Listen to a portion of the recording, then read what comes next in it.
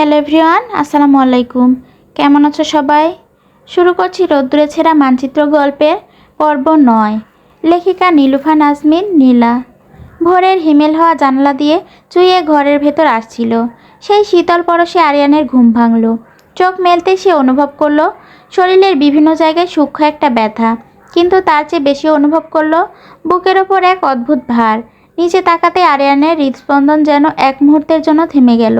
সে দেখল তৃণা অত্যন্ত অসহায়ভাবে তার বাহুডোরে আশ্রয় নিয়ে আছে। তৃণার মাথাটা আরিয়ানের হাতের ওপর, আর তার ছোট্ট একটা হাত আরিয়ানের প্রশস্ত বুকের ঠিক মাঝখানে রাখা।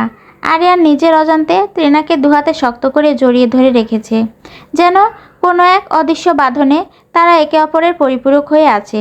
আরিয়ানের প্রথম প্রবৃত্তি ছিল তৃণাকে এক ধাক্কায় সরিয়ে দেওয়া, কিন্তু আজ তার হাত নড়ল না। কোনো এক মায়া বা অদ্ভুত এক শৃঙ্খল তাকে আটকে দিল। সে পলক্ষীনভাবে তৃণার ঘুমন্ত আর বিধ্বস্ত মুখটার দিকে তাকিয়ে রইল। আরিয়ান এবার খুব মৃদুস্বরে ডাকল, তৃণা, শুনছ? তৃণা উত্তর দিল না, বরং ঘুমের ঘরে আরিয়ানের গায়ের উষ্ণতা পেতে তাকে আরও আষ্টেপৃষ্টে জড়িয়ে ধরল। এই নিবিড় সান্নিধ্যে আরিয়ানের বুকের ভেতরে এক অজানা ঝড় শুরু হলো। সে নিজেকে সামলে নিয়ে এবার একটু জোরে ডাক দিল। ধীরে ধীরে পল্লব মেলল তৃণা। চোখ খুলে যখন দেখল সে আরিয়ানের একদম বুকের ভেতর সেটিয়ে আছে, তার শরীর দিয়ে যেন বিদ্যুৎ প্রবাহ বয়ে গেল। সে দ্রুত উঠে বসতে চাইল, কিন্তু পারল না। তার লম্বা রেশমি চুলগুলো আরিয়ানের হাতের নিচে চাপা পড়ে আটকে আছে। অতি কষ্টে চুলগুলো ছাড়িয়ে সে ছিটকে বিছানার এক কোণে গিয়ে বসল। তৃণা ভয়ে কুঁকড়ে আছে। তার মনে হচ্ছে সে এখনই হয়তো আরিয়ানের রাগে ফেটে পড়বে, তাকে অসভ্য বলবে, কিংবা ঠাস করে একটা চর বসিয়ে দিবে। সে কাপা গলায় অপরাধীর মতো মাথা নিচু করে বলল, ক্ষমা করবেন, আসলে গত রাতে রুমের অবস্থা খারাপ ছিল, আর আমি খুব ক্লান্ত ছিলাম। বিছানায় বসে কখন যে ঘুমিয়েছিলাম টের পাইনি। প্লিজ বিশ্বাস করুন, আমি ইচ্ছে করে আপনার কাছে যাইনি। আরিয়ান কোনো তর্জন গর্জন করল না, এমনকি কঠোর কোনো কথাও বলল না। সে নির্বিকার ভঙ্গিতে বিছানায় উঠে বসল। তার শূন্য দৃষ্টি সারা ঘরের ধ্বংসাবশেষের ওপর দিয়ে ঘুরে এলো। ঘরটা যেন কোনো কুরুক্ষেত্র। আরিয়ানকে বিছানা থেকে নামতে উদ্যত হতে দেখে তৃণা দ্রুত বলে উঠল, আপনি এখনই নামবেন না, সারা ঘরে কাচের টুকরো ছড়িয়ে আছে। আমি আগে এগুলো পরিষ্কার করি, তারপর আপনি নামুন, আপনার পায়ে বিঁধতে পারে। আরিয়ান তৃণার কথার কোনো প্রতিবাদ করল না। এক অবধ শিশুর মতো সে কেবল মাথা নাড়িয়ে সায় দিল এবং বিছানায় বসে রইল। তার চোখ দুটি তৃণার কপালে লেগে থাকা সেই ক্ষতের দিকে স্থির হয়ে রইল, যা তাকে মনে করিয়ে দিচ্ছিল যেন তার ভেতরের অন্ধকারটা কাল রাতে এই মেয়েটাকেই সবচেয়ে বেশি আঘাত করেছে। তৃণা নিচু হয়ে খুব সাবধানে মেঝে থেকে কাচের ভাঙা টুকরোগুলো কুড়িয়ে নিচ্ছিল। ঘরের মেঝেতে রূপালি ঝিলিকের মতো ছড়িয়ে থাকা কাচগুলো গতকাল রাতের ধ্বংসযজ্ঞের সাক্ষী ছিল। মনোযোগ দিয়ে কাজ করতে গিয়ে হঠাৎ অসাবধানতায় একটি ধারালো কাচের টুকরো তৃণার তর্জনীতে গভীর হয়ে বিঁধে গেল। ব্যথায় কোকিয়ে উঠল তৃণা। আহ! শব্দটা শোনা মাত্র আরিয়ান বিদ্যুৎ বেগে বিছানা থেকে নেমে এলো। নিজের পায়ের নিরাপত্তার কথা এক মুহূর্ত জন্য তার মাথায় এলো না। সে দ্রুত তৃণার সামনে হাঁটু গেড়ে বসল এবং তার ক্ষতবিক্ষত আঙুল নিজের শক্ত মুঠোয় চেপে ধরল। আঙুলের ডগা দিয়ে টকটকে লাল রক্ত চুইয়ে পড়ছে। আরিয়ানের চোয়াল শক্ত হয়ে এলো। গলার স্বর ফুটে উঠল শাসন মেশানো গাম্ভীর্য। সব কিছুতে এত তাড়া কিসের তোমার? একটু সাবধানে কাজ করলে কি হয়? দেখো কতটা গভীরভাবে কেটে গেছে। তৃণা কোনো উত্তর দিল না। সে স্প্রে পাথরের মতো স্থির হয়ে আরিয়ানের দিকে তাকিয়ে রইল। আরিয়ান নিজেই ফার্স্ট এড বক্সটা টেনে আনলো। অত্যন্ত নিপুণ হাতে সে প্রথমে রক্তটুকু মুছে নিল, তারপর শীতল কোনো মলম লাগিয়ে ব্যান্ডেজ করে দিল। পুরোটা সময় সে তৃণার চোখের দিকে একবার তাকালো না। তৃণা অপলক দৃষ্টিতে আরিয়ানের মুখশ্রীর দিকে তাকিয়ে রইল। এই মানুষটা ক্ষণে ক্ষণে কেন এভাবে বদলে যায়? কখন যে দানবের মতো সব চুরমার করে দেয়, আবার কখনো পরম মমতায় ক্ষত মুছে দেয়। তৃণা লোকটার চোখের ভাষা অনেক চেষ্টা করেও পড়তে পারে না। সেখানে কি মায়া আছে, নাকি শুধু দায়িত্ববোধের বোঝা? ভার্সিটির গেটের সামনে হরেক রকম হকার আর শিক্ষার্থীদের ভিড়। সেই ভিড়ের মাঝে একটু অদ্ভুতভাবে দাঁড়িয়ে আছে নির্জন। পরনে একটা সাধারণ শার্ট, লুঙ্গিটা মালকোচা মেরে পরা। সামনে বড় একটি কাঠের তক্তায় স্তূপ করে রাখা ভাজা বাদাম, ঠিক যেন পেশাদার কোনো বাদামওয়ালা। তার দুই পাশে দুই দেহরক্ষীর মতো দাঁড়িয়ে হাসান আর নীরব।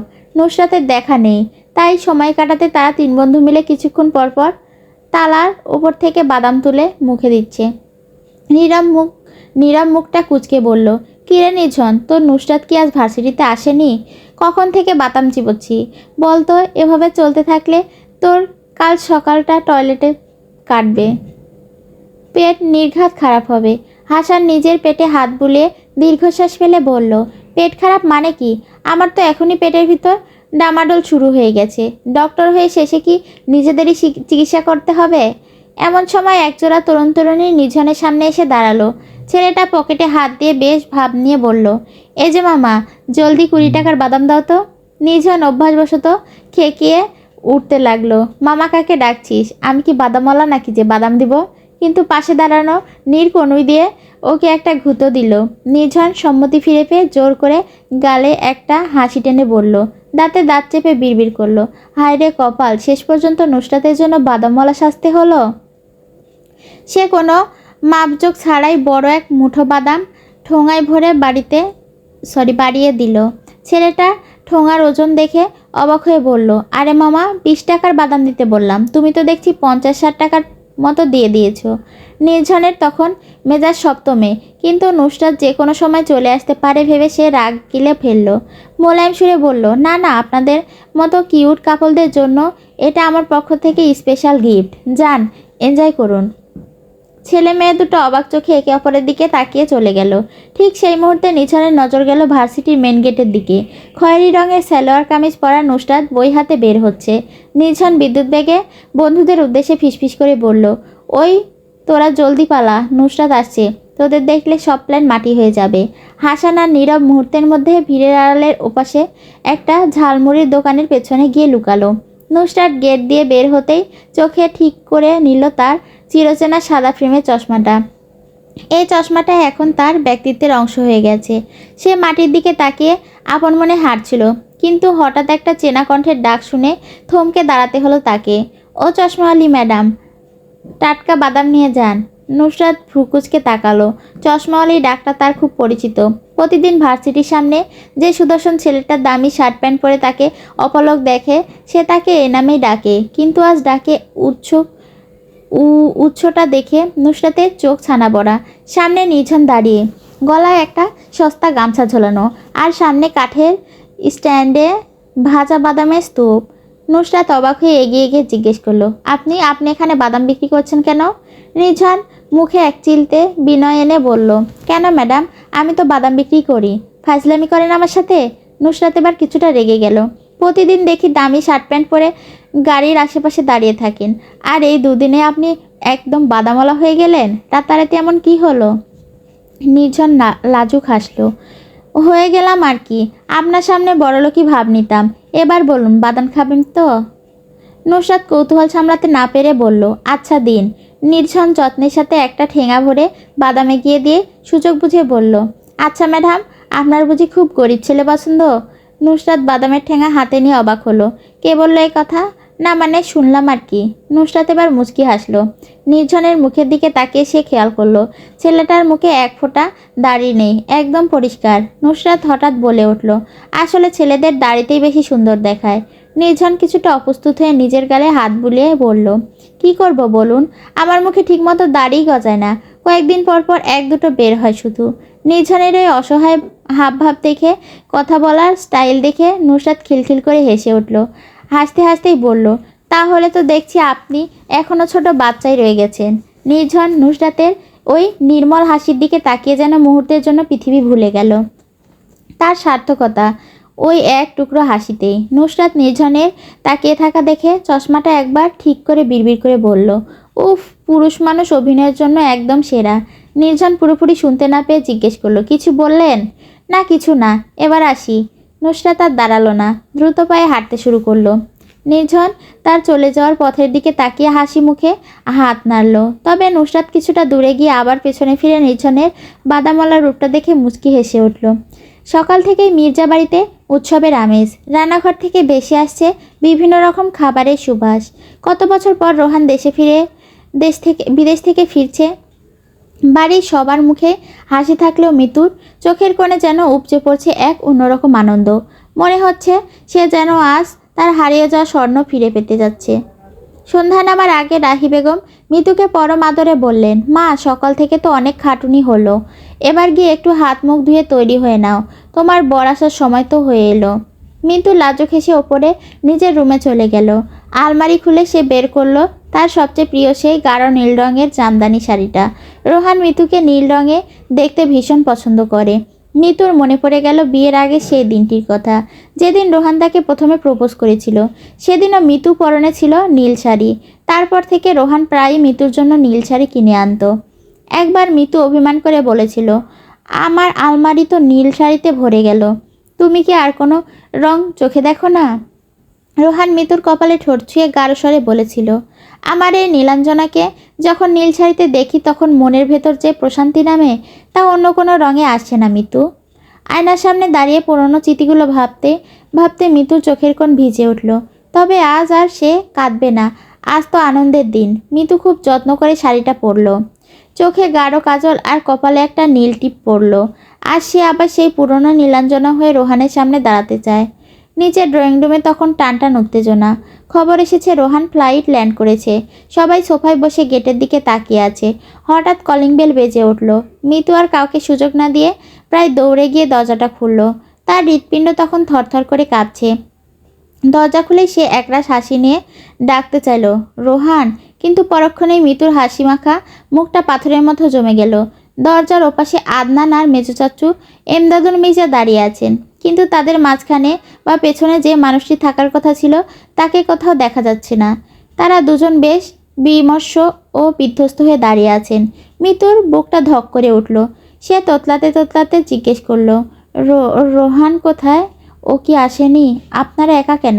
আদনান মিতুর চোখের দিকে তাকাতে পারল না। সে মাথা নিচু করে ফেলল। ড্রয়িং রুমের ভেতর বাকিরাও উঠে এলো। ময়মুনা বেগম অস্থির হয়ে বললেন, কী রে আদনান, রোহান কোথায়? কথা বলছিস না কেন? মিতু পাগলের মতো দরজার বাইরে অন্ধকারের দিকে চেয়ে এদিক ওদিক খুঁজতে লাগলো। যদি কোথাও রোহান লুকিয়ে থাকে, হয়তো ওকে সারপ্রাইজ দেওয়ার জন্য সে কোনো গাছের আড়ালে দাঁড়িয়ে আছে। কিন্তু না, যতদূর চোখ যায় ধূসর কুয়াশা ছাড়া আর কিছুই দেখা যাচ্ছে না। মিতুর বুক ফেটে একটা দীর্ঘশ্বাস বেরিয়ে এলো। মিতু টলমল পায়ে ড্রয়িং রুমে ফিরে এলো। এমদাদুল মির্জা সোফায় বসে আছেন। তার চোখ মুখে রাগের ছাপ স্পষ্ট। এমদাদুল মির্জা গম্ভীর গলায় জিজ্ঞেস করলেন, তোরা রোহানকে রিসিভ করতে গেলি, অথচ তাকে ছাড়াই বাড়ি ফিরলি কেন? এমদাদুল মির্জা মাথা নিচু করে ধীরকণ্ঠে বললেন, ভাইজান, এয়ারপোর্টেই ওর সাথে দেখা হয়েছিল, কিন্তু ও আমাদের সাথে গাড়িতে উঠল না। বলল ওর নাকি জরুরি একটা কাজ আছে, কার সাথে যেন দেখা করতে হবে। রাহি বেগম অবাক হয়ে বললেন, বাড়িতে সবাই ওর জন্য পথ চেয়ে বসে আছে, আর ও আমাদের সাথে দেখা না করে আগে অন্য কারোর সাথে দেখা করতে গেল? জানি না ভাবি, শুধু বলল কোনো একটা হোটেলে তার কোনো ফ্রেন্ডের সাথে দেখা করতে হবে, আর খুব তাড়াতাড়ি বাড়ি ফিরবে। ত্রিনা এক পাশে দাঁড়িয়ে সব শুনছিল। তার ভেতরে ভেতরে ভীষণ রাগ হচ্ছে রোহানের ওপর। কি অমানবিক একটা মানুষ! নিজের বৃদ্ধ বাবা মা আর স্ত্রীকে অপেক্ষায় রেখে সে হোটেলে কার সাথে সময় কাটাতে চলে গেল? ত্রিনার নজর গেল মিতুর দিকে। মেয়েটা নিথর হয়ে দাঁড়িয়ে আছে, মাথা নিচু করে হাতের নখ খুঁড়ছে। তার ওই নীল শাড়ির আঁচলটা অবহেলায় মেঝেতে লুটাচ্ছে। মিতুর চোখে জল চিকচিক করলেও সে ঠোঁট কামড়ে কান্না চেপে রাখার আপ্রাণ চেষ্টা করছে। সবাই যখন রোহানকে গালমন্দ করছিল, মিতু তখন এক টুকরো শুকনো হাসি মুখে টেনে বলল, রোহান হয়তো সত্যি কোনো বড় দরকারি কাজ পড়েছে, চলে আসবেও। মিতু মিথ্যা হাসিটা কষ্ট লুকানোর চেষ্টা করলেও বাড়ির সবাই বুঝতে বাকি রইল না যে এই হাসির আড়ালে কত বড় ক্ষত লুকিয়ে আছে। এমদাদুল মির্জা ছেলের ওপর হতাশ হয়ে নিজের ঘরে চলে গেলেন। রাহি বেগমও ছেলের এমন ব্যবহারে ক্ষুব্ধ আর ব্যথিত হলেন। তিনি মিতুর ইসলার মুখটার দিকে মায়ার দৃষ্টিতে একবার তাকিয়ে দীর্ঘশ্বাস ফেলে উপরে চলে গেলেন। একে একে সবাই ড্রয়িং রুম ছেড়ে চলে গেল। রাত এখন 11টার কাছাকাছি। বাইরে হাড় কাঁপানো উত্তরে বাতাস বইছে। মিতু এখনও দরজার সামনে কাঠের পুতুলের মতো দাঁড়িয়ে আছে। মাঝখানে আদনান একবার কল দিয়েছিল, রোহান নাকি বলেছে সে পথে আছে। মিতু জানালার কাচ সরিয়ে বাইরের কুয়াশার দিকে চেয়ে। ত্রিনা দোতলার করিডোর থেকে এক দৃষ্টিতে মিতুর দিকে তাকিয়ে রইল। বাইরে তীব্র শীত আর ভেতরে তীব্র অপেক্ষার চাপে মিতু তখন রীতিমতো কাঁপছে। ত্রিনা কয়েকবার গিয়ে জোর করে রুমে নিয়ে যাওয়ার জন্য বলেছিল, কিন্তু মিতু যেন এক অটল পাহাড়। স্বামীর আগমনের পথে সে পাহারাদার হয়ে দাঁড়িয়ে থাকবে। অবশেষে ত্রিনা না পেরে নিজে একটা গরম শাল নিয়ে গিয়ে জোর করে মিতুর গায়ে জড়িয়ে দিয়ে এলো। করিডোরে ত্রিনার পাশে এসে নিঃশব্দে দাঁড়ালো আরিয়ান। সেও নিচের এই করুণ দৃশ্য দেখে এক দীর্ঘশ্বাস ফেলল। হতাশ গলায় বলল, রোহান ভাইয়া কেন এমন হয়ে গেল সে জানে। আগে তো লোকটা বাড়িতে মাতিয়ে রাখতো, কত হাসি ঠাট্টা করতো সারাক্ষণ। তৃণা আরিয়ানের দিকে না তাকিয়ে স্ম্লান স্বরে প্রশ্ন করল, বিবাহ কি এতটাই মজবুত বন্ধন? ভালোবাসা কি এতটাই খাঁটি হতে পারে না যে এত অবহেলার পরেও একটা মেয়ে এভাবে তীর্থের কাকের মতো স্বামীর জন্য অপেক্ষা করে? ভালোবাসা কি মানুষকে সত্যিই পাগল বানিয়ে দেয়? আরিয়ান কিছুক্ষণ চুপ থেকে নিচু স্বরে বলল, হয়তো তাই। তা না হলে মিতুভাবি এতক্ষণ নিশ্চয়ই এভাবে দরজায় দাঁড়িয়ে থাকতো না। মানুষের মস্তিষ্ক হার মানলেও হয়তো হৃদয় এভাবে কাজ করে। রাত যখন গভীর, তখন আবারও দরজায় কড়া নাড়ার শব্দ হলো। ওই শব্দের সাথে সাথে মিতুর অবসন্ন শরীর যেন নতুন করে প্রাণ ফিরে পেল। তার মুখমণ্ডল খুশিতে উজ্জ্বল হয়ে উঠল। সে কাঁপতে কাঁপতে গিয়ে দরজায় নব ঘোরালো। তার দৃঢ় বিশ্বাস এবার আর ভুল হবে না। দরজার ওপাশ তার প্রিয় রোহানি দাঁড়িয়ে আছে। দরজা খুলতেই দেখা মিলল লম্বা চওড়া সেই মানুষটির। মিতুর স্বপ্নপুরুষ তার রোহান। মিতু মায়ার ভরা ছলছল চোখে স্বামীর দিকে তাকিয়ে রইল। রোহানের চোখেও এক অদ্ভুত অসহায়ত্ব। ওপর থেকে আরিয়ান আর তৃণা শ্বাসরুদ্ধকর এই পুনর্মিলনের মুহূর্তটি দেখছিল। মিতু আর নিজেকে ধরে রাখতে পারল না। একরাশ আবেগ আর অভিমান নিয়ে সে ঝাঁপিয়ে পড়ল রোহানের বুকে, জড়িয়ে ধরল তাকে শক্ত করে। এতগুলো দীর্ঘ রাত সে শুধু এই মুহূর্তের জন্যই বেঁচেছিল। মিতু আশা করেছিল রোহানও তাকে সজোরে জড়িয়ে ধরে বলবে সে কতটা মিস করেছে, কিন্তু রোহানের হাত কাঁপছে। সে মিতুর পিঠে হাত রাখতে পারছে না, তাকে আপন করে নিল না, বরং সে কেবল চোখ বন্ধ করে পাথর হয়ে দাঁড়িয়ে রইল। মিতুর চোখে জল রোহানের শার্ট ভিজিয়ে দিচ্ছে, কিন্তু কয়েক মুহূর্ত যেতে না যেতেই রোহান মিতুর বাহু ধরল। কোনো মমতা নয়, বরং এক ধরনের দূরত্ব বজায় রেখে সে মিতুকে নিজের বুক থেকে সরিয়ে দিল। মিতু অবাক হয়ে রোহানের মুখের দিকে তাকালো। তার স্বামীর চোখে আজ ভালোবাসার বদলে এক অজানা দূরত্ব আর কাঠিন্য। মিতু পাথরের মতো স্থির হয়ে দাঁড়িয়ে রইল। তার চোখ দুটো যেন বিশ্বাস করতে পারছে না এই মানুষটাকেই সে নীল শাড়িতে বরণ করার জন্য ঘন্টার পর ঘন্টা শীতে কাঁপছিল। রোহান চোখে মুখে ফিরে পাওয়ার কোনো আনন্দ নেই, নেই কোনো তৃপ্তি, বরং এক অদ্ভুত বিরক্তি আর উদাসীনতা তার মুখাবয়বে কঠিন করে তুলেছে। রোহান মিতুর পাশ কাটিয়ে গটগট করে ভেতরে ঢুকে পড়ল। ড্রয়িং রুমের শূন্যতার দিকে তাকিয়ে সে বরফ শীতল গলায় প্রশ্ন করল, বাড়ির সবাই কোথায়? মিতু কোনো মতে নিজের কণ্ঠস্বর গুছিয়ে নিয়ে কাঁপা কাঁপা গলায় উত্তর দিল, তোমার জন্য অপেক্ষা করতে করতে সবাই ক্লান্ত হয়ে ওপরে চলে গেছে। রোহান আর একটি শব্দ খরচ করলো না। মিতুর দিকে ফিরেও না তাকিয়ে সে সোজা সিঁড়ি বেয়ে ওপরে উঠতে শুরু করলো।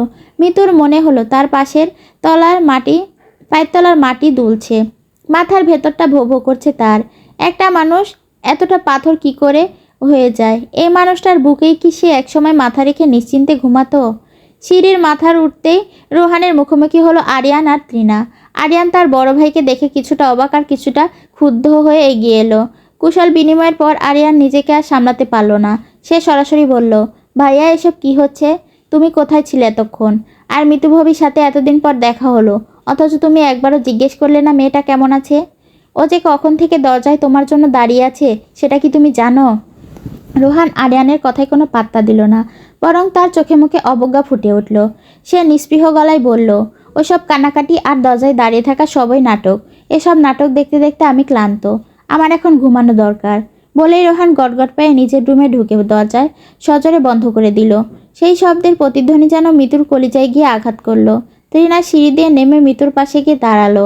সে মেয়েটা ভেঙে পড়ার মুখটা দেখার চেষ্টা করছিল, কিন্তু মিতু আজ অজেয়।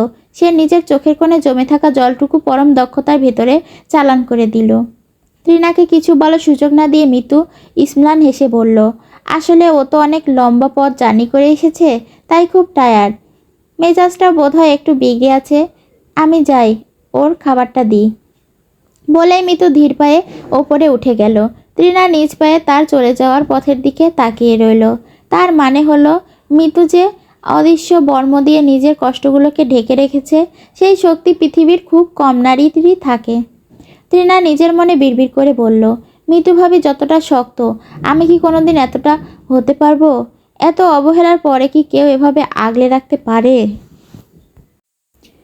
রোহান নিজের রুমে পা রাখতেই বুকটা এক পলকের জন্য কেঁপে উঠল। রুমের প্রতিটি কোণায় আগের মতো পরিপাটি করে সাজানো। 4 বছরে মিতু এই ঘরের একটি আসবাবপত্র এদিক ওদিক করেনি। ঘরটা আগের মতোই মিতুর স্পর্শে সজীব হয়ে আছে, কিন্তু আজ এই পরিচিত ঘরটাই রোহানের কাছে দমবন্ধ করা এক কারাগার বলে মনে হচ্ছে। ভেতরটা তার তিল তিল করে ভেঙে যাচ্ছে। সে নিচের দিকে না তাকিয়ে বিছানার এক কোণে বসে পড়ল। বিছানার ওপর মিতুর একটা রূপালি রঙের হেয়ার ক্লিপ পড়ে আছে। ওটা হাতে নিয়ে মুহূর্তের জন্য রোহান সব রাগ আর অভিমান যেন কর্পূরের মতো উড়ে গেল। স্মৃতিগুলো ভিড় করে এলো। রোহান মিতুকে কখনো চুল বাঁধতে দিত না। মিতুর ঘন কালো চুল যখন পিঠ ছড়িয়ে থাকতো, রোহান সেই চুলে মুখ গুজে এক স্বর্গীয় প্রশান্তি খুঁজে পেত। কিন্তু পরক্ষণেই এক ভয়ঙ্কর তিক্ততা আর মনে বিষ ঢেলে দিল। সে ঘৃণাভরা ক্লিপটা বিছানার অন্য প্রান্তে ছুঁড়ে মারল। হঠাৎ দরজার সামনে কারো ছায়া দেখে রোহান মুখ তুলল। মিতু দাঁড়িয়ে আছে। দরজার মৃদু আলোয় নীল শাড়িতে ওকে ঠিক 4 বছরের আগের মতোই মায়াবী আর অপরূপা লাগছে, ঠিক যেমনটি রোহান পছন্দ করত। তার অবাধ্য চুলগুলো আজও পিঠময় ছড়িয়ে পড়ে আছে। রোহান পূর্ণ দৃষ্টিতে মিতুর দিকে তাকালো, কিন্তু পরক্ষণেই চোখ সরিয়ে নিল। যে সৌন্দর্য একসময় রোহানকে দেওয়ানা করে তুলত, সেই সৌন্দর্য আজ তাকে তীব্র যন্ত্রণা দিচ্ছে। মিতু ধীর পায়ে এগিয়ে এসে বিছানায় বসলো। মাঝে অনেকটা ফাঁকা জায়গা রেখে সে বসলো। ঘেঁষে বসলে যদি রোহান উঠে চলে যায়, সেই ভয়ে সে জড়সড় হয়ে রইল। মিতু রোহানের চোখের দিকে তাকানোর সাহস পেল না। যদি চোখের অবাধ্য জলগুলো সব আগল ভেঙে বেরিয়ে আসে সেই ভয়ে। মিতু খুব ধীর আর ভাঙা কণ্ঠে জিজ্ঞেস করলো, তুমি কি খুব টায়ার্ড? তোমার কি মনে হয় এত ঘন্টা জার্নি করে এসে আমি কি খুব ফুরফুরে মেজাজে থাকবো? মিতু একটা দীর্ঘশ্বাস ফেললো। চোখ বন্ধ করে ঠোঁট কামড়ে নিজেকে শক্ত রাখার চেষ্টা করলো সে। রোহান বিছানা থেকে উঠে দাঁড়ালো। সে ফ্রেশ হওয়ার জন্য ওয়াশরুমের দিকে পা বাড়াতেই মিতু সজোরে উঠে দাঁড়িয়ে তার সামনে বাধা হয়ে দাঁড়ালো। আরতি ভরা কণ্ঠে মিতু বলল, এরকম ব্যবহার করছো কেন রোহান? ফোনে যখন খারাপ ব্যবহার করতে দূরত্বের অজুহাতে মনকে শান্ত করে নিতাম, কিন্তু আজ তুমি সামনাসামনি এসে এতটা পাথর হয়ে আছো। অন্তত আজকে এতটা নিষ্ঠুর আচরণ করো না। কষ্ট হয় আমার রোহান, ভীষণ কষ্ট হয়। রোহান মিতুর কথা শোনা মাত্রই এক ভয়ঙ্কর হুঙ্কার দিয়ে তার বাহু নিজের শক্ত মুঠোয় চেপে ধরল। হাতের চাপ এতটাই প্রবল ছিল যে যন্ত্রণায় মিতুর মুখ দিয়ে আর্তনাদ বেরিয়ে এলো। রোহান চোখ দুটো যেন আগুনের গোলার মতো জ্বলছে। তাতে কোনো মমতা নেই, শুধু আছে তীব্র ঘৃণা আর আক্রোশ। সে গর্জে উঠে বলল, তোমার কি মনে হয় মিতু, শুধু তুমিই কষ্ট পাও আর আমার কোনো অনুভূতি নেই? যখন আমার সাথে এত বড় অন্যায় করলে তখন আমি ঠিক কেমন লেগেছিল আমার একবারও ভেবেছিলে? তুমি কি ভেবেছিলে আমি খুব সুখে ছিলাম? মিতু ছলছল নয়নে বিমূঢ় হয়ে তাকিয়ে রইল। 4 বছরের অদর্শনে মানুষ যে এতটা হিংস্র আর অচেনা হয়ে যেতে পারে তা সে কল্পনাও করেনি। রোহান তাকে আরও কাছে টেনে হিসিয়ে বলল, তোমাকে কি আমি কম ভালোবেসেছিলাম মিতু, নাকি এত উজাড় করে ভালোবাসাটাই আমার জন্য অপরাধ ছিল, কোনটা? মিতু এবার ভয়ে কাঁপতে কাঁপতে অস্ফুট স্বরে বলল, তুমি কী সব উল্টাপাল্টা কথা বলছো রোহান? আমি তোমার সাথে কি অন্যায় করেছি? তোমার কি মাথা ঠিক আছে? রোহান মিতুকে এক ঝটকায় সরিয়ে দিয়ে তাচ্ছিল্যের স্বরে বলল, একদম আর নাটক করবে না মিতু, তা না হলে আমার হাত উঠে যাবে তোমার ওপর। এতক্ষণ ধরে তিল তিল করে জমিয়ে রাখা মিতুর ধৈর্যের বাঁধটা এবার হুড়মুড় করে ভেঙে পড়ল। তার বুকের ভেতরকার হাহাকার আর সহ্য করতে না পেরে সে চিৎকার করে উঠল, হ্যাঁ মারো আমাকে, আজ মেরেই ফেলো। অন্তত এই প্রতিদিনে তিল তিল করে জ্বালানো জ্বলে মরার চেয়ে একেবারে মরে যাওয়া অনেক শান্তির। তুমি তো আমাকে সেই 4 বছর আগে মেরে ফেলেছো রোহান। আমার মন, আমার স্বপ্ন, আমার আনন্দ সব তো তুমি অনেক আগেই খুন করেছো। এবার না হয় এই দেহটা থেকে প্রাণটা কেড়ে নাও। রোহানের চোখে ক্ষণিকের জন্য একটা অদ্ভুত আলোড়ন খেলে গেল, কিন্তু সে নিজেকে সামলে নিল। সে আরও একটি কথা না বলে গটগট করে রুম থেকে বেরিয়ে গেল। রোহান চলে যেতেই মিতু বিছানার সাথে গায়ে মিশিয়ে ফ্লোরে ভেঙে পড়ল। অবরুদ্ধ কান্নাগুলো এবার বাঁধভাঙা জোয়ারের মতো বেরিয়ে আসতে লাগলো। একটা মানুষ আর কতটা নিজের ভেতরেই দহন আর দীর্ঘশ্বাস লুকিয়ে রাখতে পারে। আরিয়ান নিজের রুমে আধশোয়া হয়ে কফিতে চুমুক দিচ্ছিল। জানালার ওপাশ থেকে হাড় কাঁপানো শীতের কামড়, এমন আবহাওয়া, গরম কম্বলের ওম ছেড়ে ওঠা রীতিমতো যুদ্ধের মতো। ঠিক তখনই তৃণা রুমে ঢুকলো। আরিয়ানকে ওভাবে বসে থাকতে দেখে সে বলল, কি ব্যাপার রাগী সাহেব, আজ কি অফিসে যাওয়ার নাম নেই? 10টা তো পার হয়েই গেল অনেকক্ষণ।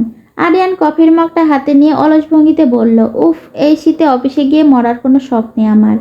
আর জানোই তো আমার অফিসের কাজ ল্যাপটপে সেরে ফেলা যায়। তুমি একটু কষ্ট করে ডয়ার থেকে ল্যাপটপটা দাও তো। ত্রিনা ল্যাপটপ না দিয়ে ধীরস্থিরভাবে বলল, মৃদু স্বরে বলল সে, ল্যাপটপ পরে দিচ্ছি। বাবা নিজে আপনাকে ডাকছেন। আরিয়ান কিছুটা অবাক হলো। বাবা সচরাচর এই অসময়ে তাকে ডাকে না। সে বিছানা থেকে পা নামাতেই ত্রিনা একটা ভারী জ্যাকেট বাড়িয়ে দিল। নিন, এটা গায়ে জড়িয়ে নিন, হুট করে নিচে নামলে ঠান্ডা লেগে যাবে। আরিয়ান কোনো কথা না বাড়িয়ে জ্যাকেট টেনে নিয়ে দ্রুত নিচে নেমে গেল। নিচে ড্রয়িং রুমে আহাদ মির্জা সোফায় পাথরের মতো বসে আছে। সামনে চায়ের কাপ থেকে ধোয়া ওঠা বন্ধ হয়েছে সেই অনেক আগেই, কিন্তু সেদিকে তার ভ্রুক্ষেপ নেই। আরিয়ান সামনে আসতে দেখে তার কপালের ভাঁজ আরও স্পষ্ট হয়ে উঠল। আরিয়ান বিনয়ের সাথে দাঁড়িয়ে জিজ্ঞেস করল, আব্বু ডাকছিলে? আহাদ মির্জা হুট করে ভীষণ গম্ভীর গলায় প্রশ্ন করলেন, আমি শুনলাম তুমি নাকি ত্রিনাকে ডিভোর্স দেওয়ার জন্য উকিলের কাছে গিয়েছিলে। খবরটা কি সত্যি? আরিয়ান থমকে গেল। সে ভাবেনি বিষয়টা এত তাড়াতাড়ি বাড়িতে জানাজানি হবে। হয়তো উকিল কোনোভাবে বাবাকে জানিয়েছে। সে নিজেকে সামলে নিয়ে স্বাভাবিক স্বরে বলল, হ্যাঁ গিয়েছিলাম। কথাটা শোনা মাত্র আহাদ মির্জা বাঘের মতো গর্জে উঠে সোফা থেকে উঠে দাঁড়ালেন। তার সেই হুঙ্কার পুরো ড্রয়িং রুমে কেঁপে উঠল। তিনি রাগে কাঁপতে কাঁপতে বললেন, তোমার সাহস কত বড়? ত্রিনাকে ডিভোর্স দেওয়ার কথা চিন্তা করার স্পর্ধা কোথায় পেলে তুমি? কোথায় সমস্যা হচ্ছে শুনি? আহাদ মির্জা চিৎকারে রান্নাঘর থেকে মৈমুনা বেগম সহ বাড়ির সব মহিলারা ছুটে এলেন। মৈমুনা বেগম পরিস্থিতি বুঝতে পেরে স্বামীর উপর ক্ষিপ্ত হয়ে বললেন, আরে কি হয়েছেটা কি? এত বড় ছেলেকে এভাবে সবার সামনে ধমকাচ্ছ কেন? ধমকাবো না? আহাদ মির্জা মৈমুনা বেগমের দিকে তাকিয়ে গর্জে উঠলেন, তোমরা মা ছেলে মিলে কি এটাকে পুতুল খেলা পেয়েছ? বিয়েটা কি তামাশা? তোমার ছেলে ত্রিনাকে ডিভোর্স দিতে চায়, এর মানে কি? ত্রিনা সিঁড়ির এক কোণে দাঁড়িয়ে সব শুনছিল।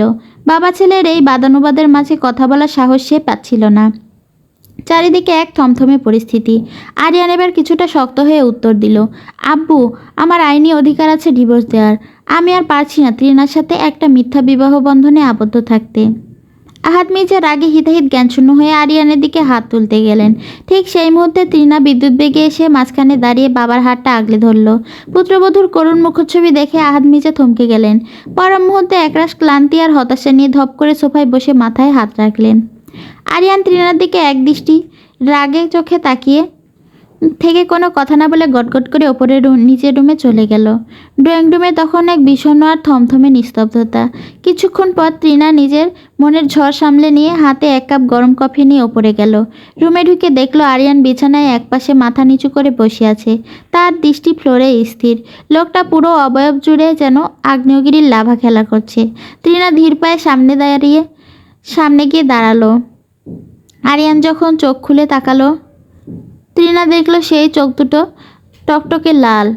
ভয় আর সংকোচ মিশিয়ে সে একটা শুকনো ঢোক গিলে বলল, মাথা ঠান্ডা করুন রাগী সাহেব, এ নিন কফিটা খান। কথাটা শেষ হওয়ার আগে আরিয়ান এক ঝটকায় ত্রিনার হাত থেকে কফিটা ফেলে দিল। কাপটা ভেঙে চুরমার হয়ে গিয়ে কফিটা মেঝেতে ছড়িয়ে পড়ল। আরিয়ান এমন উন্মত্ত ব্যবহারে ত্রিনা জমে গেল। আরিয়ান চিৎকারের সুরে গর্জে উঠল, খবরদার, এসব আতিক্ষেতা আমার সাথে একদম করতে আসবে না। আমার সহ্য হয় না। এটা তুমি কেন বোঝো না? তোমার আত্মসম্মান কি একটুও লাগে না? কেন বারবার আমার সামনে আসো? ত্রিনা আজ আর মাথা নিচু করে সব সইল না। সে উত্তর দিল, আমি কিভাবে বুঝবো আপনার কোনটা পছন্দ আর কোনটা অপছন্দ? মাঝে মাঝে তো এমন ব্যবহার করেন যেন আমাকে আপনি কতই না ভালোবাসেন। মুহূর্তেই ঘরটা স্তব্ধ হয়ে গেল একটা সজোরে থাপ্পড়ের শব্দে। আরিয়ান ত্রিনার গালে হাত তুলেছে। খবরদার, ভালোবাসার কথা এই মুখে আর উচ্চারণ করবে না। এই শব্দটা শুনলে আমার মস্তিষ্কে রক্তক্ষরণ শুরু হয়। ত্রিনা গালে হাত দিয়ে স্তব্ধ হয়ে দাঁড়িয়ে রইল। আজ আরিয়ান কোনো ট্রমার মধ্যে নেই। সম্পূর্ণ স্বাভাবিক অবস্থায় সে নিজের ইচ্ছে ত্রিনার ওপর হাত তুলেছে। ত্রিনার চোখ বেয়ে অবিরল অশ্রু গড়িয়ে পড়তে লাগলো। আরিয়ান হঠাৎ ত্রিনার এই বিধ্বস্ত চেহারার দিকে তাকিয়ে কেমন যেন থমকে গেল। নিজের হাতের দিকে তাকিয়ে এক গম্ভীর যন্ত্রণায় সে দেয়ালে অনবরত ঘুষি মারতে লাগলো। ত্রিনা ঘাবড়ে গিয়ে দৌড়ে গিয়ে আরিয়ানের হাত দুটো চেপে ধরল। কি করছেন আপনি? কেন নিজেকে কষ্ট দিচ্ছেন? শান্ত হন। আরিয়ান এবার ত্রিনার দুই হাত নিজের শক্ত মুঠোর ভেতর পিষে ধরল। চোখে চোখ রেখে অত্যন্ত কাতর স্বরে বলল, প্লিজ ত্রিনা, তুমি আমাকে ছেড়ে চলে যাও। তুমি সবাইকে বলো যে তুমি আমাকে ডিভোর্স দেবে। এছাড়া আমার কোনো পথ খোলা নেই। ত্রিনা অবাক হয়ে তাকিয়ে রইল। আরিয়ান আবারও বলতে শুরু করলো, বিশ্বাস করো ত্রিনা, আমি আমার মনে অন্য কোনো নারীকে জায়গা দিতে পারছি না। আমি অনেক চেষ্টা করেছি সেই বৃষ্টি ভেজা দিনের স্মৃতি আর ওই রমণীকে ভুলে যেতে, কিন্তু আমি পারিনি। আমি কোনোদিন পারবো না। আমি অন্য কারোর কথা চিন্তা করলে আমার মাথার ভেতর অসহ্য যন্ত্রণা হয়। আমি বড় অসহায় টিনা, ভীষণ অসহায়। টিনার সামনে আজ আরিয়ানের ভেতরের মানুষটা সম্পূর্ণ উন্মোচিত হলো।